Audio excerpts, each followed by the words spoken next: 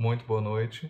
Mais uma vez, nós temos a oportunidade de darmos sequência aos nossos estudos de quarta-feira, nos quais nós temos meditado no livro de Mateus, no Evangelho de Mateus, e temos visto de forma sequencial, capítulo após capítulo, verso após verso, nós temos então meditado e aprendido mais da vontade do nosso Senhor. Hoje nós temos a oportunidade de meditarmos no texto que se encontra em Mateus capítulo 9, e leremos do verso 9 até o verso 13. Então, Mateus 9, leitura do verso 9 a 13. Partindo Jesus dali, viu um homem chamado Mateus, sentado na coletoria, e disse-lhe: Segue-me. E ele se levantou e o seguiu. E sucedeu que, estando ele em casa, à mesa, muitos publicanos e pecadores vieram e tomaram lugares com Jesus e seus discípulos. Ora, vendo isso, os fariseus perguntavam aos discípulos: Por que come o vosso mestre com os publicanos e pecadores? Mas Jesus, ouvindo, disse: Os sãos não precisam de médicos, e sim os doentes. Ide, porém, e aprendei o que significa: misericórdia quero e não holocaustos, pois não vim chamar justos, e sim pecadores ao arrependimento. Amém. Senhor, mais uma vez, ilumina as nossas mentes, quebranta os nossos corações, dai-nos discernimento, dai-nos capacidade não só para compreender, para entender, mas para viver, principalmente, a Tua palavra. Em nome de Jesus Cristo. Amém. Esse texto nós vemos o futuro evangelista Mateus sentado ali na coletoria de impostos, ou seria uma alfândega naquele tempo. Ele era coletor de impostos e ali no trânsito de mercadorias que passavam entre a Síria e o Egito, ele era uma dessas pessoas responsáveis então por cobrar os impostos. O publicano, de forma alguma, era alguém benquista, bem vista ali aos judeus, porque na verdade eles cobravam impostos dos seus compatriotas, eles eram funcionários de um governo opressor, o governo romano que governava naquela época, e então o governo romano cobrando impostos judeus e um judeu fazendo esse serviço. Então, alguém que eles colocavam como se fosse um traidor da pátria, alguém extremamente mal visto mesmo. Além disso, nota-se que esses homens, esses coletores de impostos, eles coletavam e pegavam além do devido, eles exigiam um imposto que ia além, porque eram considerados realmente como pessoas de má índole, que roubavam, que realmente ali não eram fiéis, não eram pessoas corretas nos seus negócios. Então, Mateus não omite isso, e é interessante. Nós estamos lendo o Evangelho de Mateus e Mateus falando de si mesmo como esse publicano, tratando da sua pessoa como alguém que realmente, antes da conversão, antes do seu chamado, era uma pessoa que infelizmente estava longe do Senhor. Mas uma vez sendo chamado, a sua postura, a sua vida foi transformada. E isso é importante, assim como Paulo. Paulo mesmo, ele demonstra realmente no outro tempo, antes de Cristo, estava longe, em pecado e praticando coisas absurdas, tentando ser justificado pela lei, mas que isso nunca iria acontecer, mas se achando muito superior e até na época perseguindo aos cristãos. É quase certo que Mateus, que morava também em Cafarnaum, ele tivesse conhecimento da pessoa do Senhor Jesus Cristo e provavelmente ele tinha ali alguns encontros com o Senhor. E naquele momento, quando o Senhor veio a chamá-lo, ele já havia entregue seu coração à causa ali que o Senhor representava. Ele já havia compreendido e percebido ali no Senhor Jesus uma pessoa diferente. Ele se levantou e seguiu. Ele largou tudo que estava fazendo.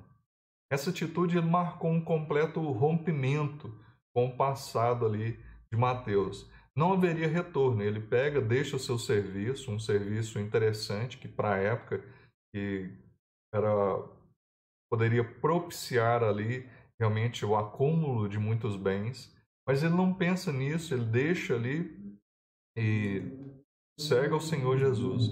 E provavelmente até seria extremamente difícil ele achar outro serviço, uma vez que era considerado uma pessoa de pouca índole, uma índole duvidosa, uma pessoa que era considerada como traidor da pátria e uma pessoa que não era correta nos seus negócios financeiros.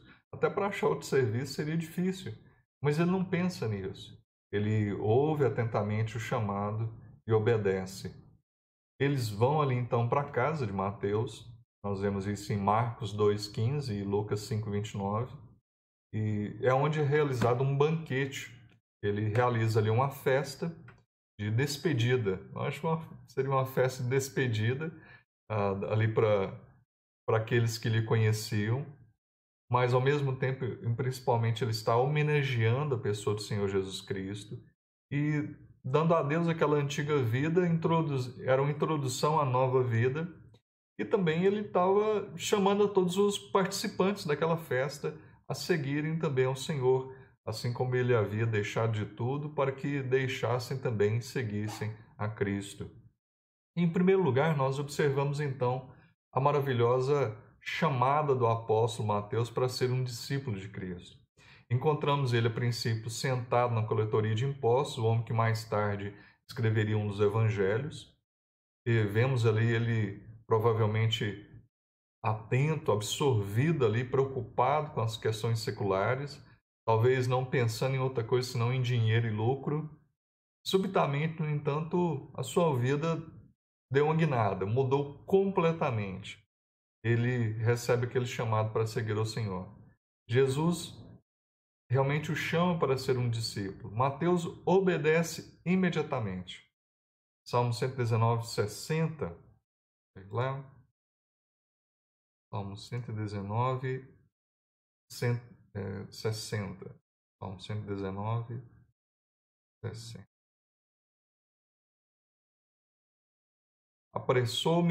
Apresso-me, não me detenho em guardar os teus mandamentos.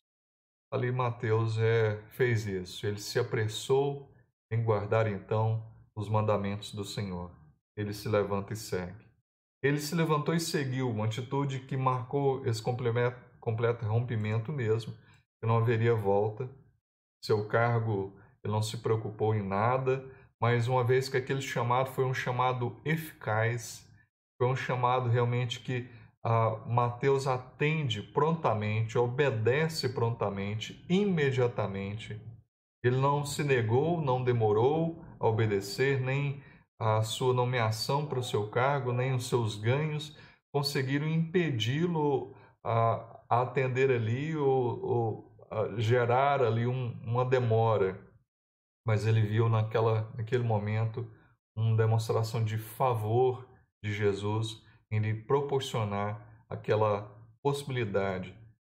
Uma pessoa tão mal vista para a sociedade, mas sendo discípulo do Mestre, do Cristo, de quem realmente ele via ser uma pessoa totalmente diferente. Ele abandonou seu posto e suas esperanças de promoção, e embora mais tarde, em certas ocasiões, os demais discípulos, por exemplo, aqueles que eram pescadores, voltassem a pescar, nós vemos isso, né, mais tarde, dos discípulos que eram pescadores voltando a pescar. Mateus, no entanto, nós não vemos ele novamente na alfândega, de forma alguma. Ele rompeu totalmente, porque não era um emprego adequado, não era um emprego correto. E nós vemos isso também quanto a esse detalhe de ser um emprego não bem visto. Quando chegam a Jesus alguns coletores de impostos e perguntam: Senhor, o que nós devemos fazer? O Senhor pega e fala: olha, não cobrem juros abusivos, não cobrem mais do que o devido, estejam agindo de forma correta nos seus negócios. Também os soldados chegam ali: Senhor, e nós, Senhor, o que nós devemos fazer? Não sejam maus. Sejam honestos, não busquem suborno, não busquem agir de uma forma incorreta, produzindo alguma situação, mas sejam pessoas que exerçam o seu cargo com fidelidade. Mateus ele pega e rompe com tudo isso. Para Cristo nada é impossível. Ele pode tornar um coletor de impostos e transformá-lo em um apóstolo. Nada é impossível. Paulo, ele se considerava, depois da conversão, ele fala, me considero o maior dos pecadores e o menor dos apóstolos. Ele se considerava pequeno, porque realmente, em outro tempo, ele perseguira o povo do Senhor. Ele não se achava de forma alguma digno. Mateus também, ele não se achava digno. Ele viu aquilo uma oportunidade graciosa na sua vida e seguiu ao Mestre. Para Cristo, então, nada é impossível. Ele transforma a qualquer um. Quando ele diz, pelo poder do Espírito, segue-me, ele pode fazer mais do que endurecimento e os mais pecaminosos obedecerem. Ele pode quebrantar os mais duros corações. Ele vai além. Ele troca realmente esse coração de pedra por um coração de carne. Observamos a decisão de Mateus, e ele não esperou por ocasião mais oportuna, como a gente vê, por exemplo, em Atos 24, 25, quando vemos ali a, a Félix, né? Félix pegando e falando para Paulo, olha, vamos pensar, vamos esperar um momento mais propício, um momento mais agradável. Você tem umas palavras fortes, poderosas mesmo, quem sabe mais para frente. Mas não, ele naquele momento, ele segue ao Senhor. Ele escreveu um livro que se tornou um dos mais conhecidos, o Evangelho. Ele deixou atrás de si um nome que é mais conhecido que o seu primeiro, e daquele momento ali onde ele era coletor de impostos. Ele veio a se tornar alguém admirável, respeitável, honrado, alguém que foi tratado realmente como alguém significativo e é até hoje. Alguém mais importante do que os nomes dos príncipes e dos reis. Ele tornou-se uma bênção para outras pessoas. Além de ser abençoado pelo próprio Senhor Jesus Cristo, ele veio a ser então esse instrumento de graça na vida de tantos outros. Nós podemos notar também a preciosa declaração do nosso Senhor a respeito da sua própria missão. Provavelmente após o banquete haver terminado, os judeus pegam e os mestres judeus ali, os escribas e os fariseus vão, se achegam, e eles eram muito ávidos em encontrar falhas em Jesus. Eles estavam sempre tentando achar alguma falha em Jesus, mas eles não tinham coragem de chegar ali perante o Senhor, porque o Senhor sempre tinha a resposta perfeita e sondava os corações deles. Então eles não tinham coragem. Então eles pegavam e tentavam de outra forma, falavam as coisas ali através dos discípulos. E o Senhor, vendo que eles estavam acusando a ele de ser comer ali com pecadores, não ser uma pessoa adequada, até a expressão que eles utilizam é como se eles estivessem falando assim: nossa, que vergonha aceitar um homem desses como o mestre de vocês. Olha só a postura dele, né? Que vergonha ter alguém assim como mestre. Os fariseus acharam então falta em Jesus por permitir que publicanos e pecadores estivessem em sua companhia. Jesus veio libertá-los de seus pecados e das suas desgraças, os pecadores ali de seus pecados e suas desgraças. Mateus compreendeu isso, mas os fariseus ali, eles não entenderam de forma alguma isso. Eles eram muito soberbos, eles eram muito justos aos seus próprios olhos para compreender isso. E até por isso o Senhor utiliza a questão da justiça. O Senhor usa a noção de justiça para avaliar, né, os próprios judeus. Ele fala: olha, vocês estão falando de justiça? Então tá, engraçado, né? Vocês devem ser mesmo justos. E ele usa esse tom de ironia, até lembrando que não há justo sequer um, né? Romanos 3,10, Eclesiastes 7,20, Salmo 143, 2. Então o Senhor vem e chama eles a atenção para aquela suposta justiça que eles diziam ter. Fala assim: mas se vocês têm essa justiça toda, pratique, vivam. Se vocês a têm, se vocês realmente são, vocês devem praticar essa justiça. Deve ser vista na postura de vocês. Misericórdia quer e não sacrifício. Citação de Oséias 6,6. O Senhor não ali relata o que já tinha sido falado em tantos outros lugares. Miqueias 6,8, Amós 5, 21 a 24, 1 Samuel 15, 22, onde o Senhor Deus declara que não estava interessado em sacrifícios, não estava pensando em gordura de carneiros, não estava pensando em sangue, não estava pensando em penitências, mas ele buscava, requeria um povo santo, um povo que o amasse, um povo que buscasse realmente viver uma vida agradável aos olhos do Senhor, que o amasse, que buscasse viver uma vida correta, justa, não aos próprios olhos, não praticando coisas externas, mas buscando ter essa vida ali com o Senhor. Por isso ele fala que não deveriam, então, deveriam trocar essa atitude por outra. Eles deveriam refletir. Jesus fala: olha, se vocês aprendam essa lição, ou seja, reflitam sobre essa lição. Uma atitude misericordiosa para com os espiritualmente necessitados. Então, vocês estão falando que são muito justos? Ajam, então, de acordo com isso, dessa forma, com aqueles que necessitam realmente, os espiritualmente necessitados. Vão até eles, cuidem deles, ajam com graça, com misericórdia. Associar-se, então, com ali forma mais ao associar-se em termos íntimos ali com pessoas de baixa reputação, quando o Senhor pega e está ali comendo e bebendo com pessoas que eram malquistas, mal vistas perante a sociedade, o Senhor não estava ali agindo como camarada da maldade. Ele não estava compactuando com o pecado nem com pecadores. Mas o Senhor estava agindo como ele mesmo utiliza uma forma de linguagem, um exemplo. Ele fala: eu vim na verdade como médico. Eu vim tratar esses que estão doentes.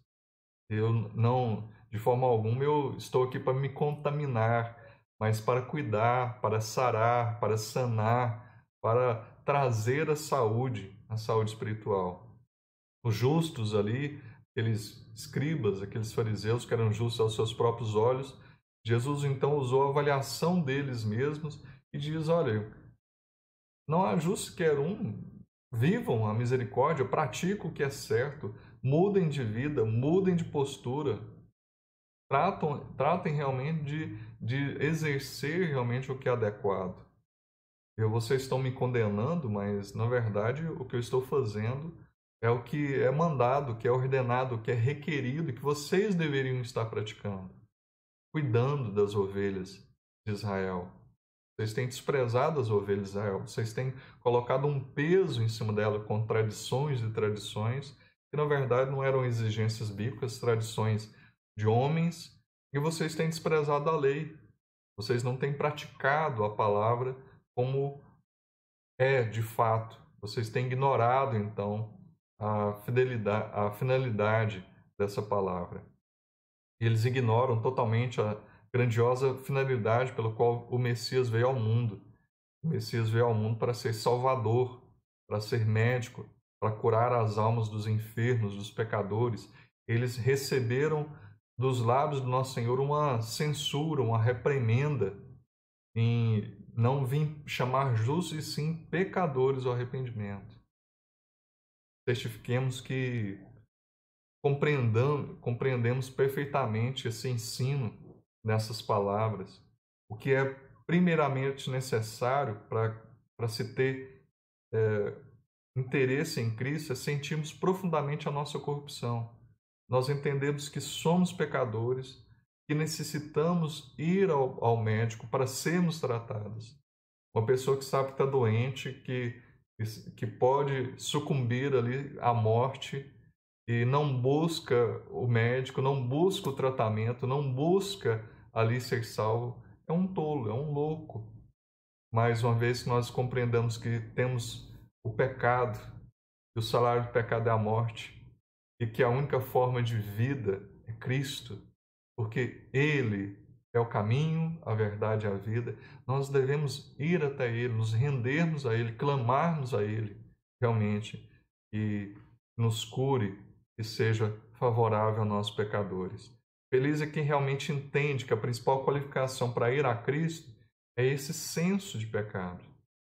Nós não podemos cultivar a ilusão de que crentes verdadeiros possam atingir um estado de perfeição nesse mundo, ao ponto de não mais precisar da mediação, do favor de Cristo, do amparo de Cristo, de forma alguma. Todos os dias da nossa vida nós vamos necessitar do amparo, da presença de Cristo nas nossas vidas, pela ação do Espírito Santo, em todo o tempo, em todas as áreas das nossas vidas. Nós recebemos diariamente a graça para nos sustentar nesses momentos. Mesmo na hora da nossa morte, veremos que ainda somos pecadores e que estaremos tão dependentes do sangue de Cristo quanto no primeiro momento, quando nós nos rendemos e aceitamos a Cristo como Senhor e Salvador. Finalizo com as palavras de John Newton. John Newton, autor daquele hino Maravilhosa Graça, muito conhecido por esse hino, e que nos últimos momentos de vida, estando ali no seu leito ah, e quase à morte, quase falecendo, ele pega e fala algumas das mais belas palavras. Ele fala o seguinte: minha memória praticamente se foi. Entretanto, me lembro de duas coisas: que sou um grande pecador e que Cristo é um grande Salvador. Assim como o evangelista Mateus, assim como tantos outros, milhares e milhares e milhares, descobriram que eram grandiosos pecadores, mas que o Senhor era e é um grandioso e maravilhoso Salvador. Certamente Ele é esse Salvador que tem nos amparado em meio às nossas fraquezas e nossas debilidades, que tem sido conosco, o nosso bondoso pastor, que não deixará de forma alguma que as suas ovelhas sejam arrebatadas de suas mãos, mas Ele tem cuidado de nós, Ele tem nos amado, e Ele nos amou de tal maneira, a tal ponto, o Senhor, nosso Deus e Pai, nos amou, que deu seu Filho para morrer a nossa morte.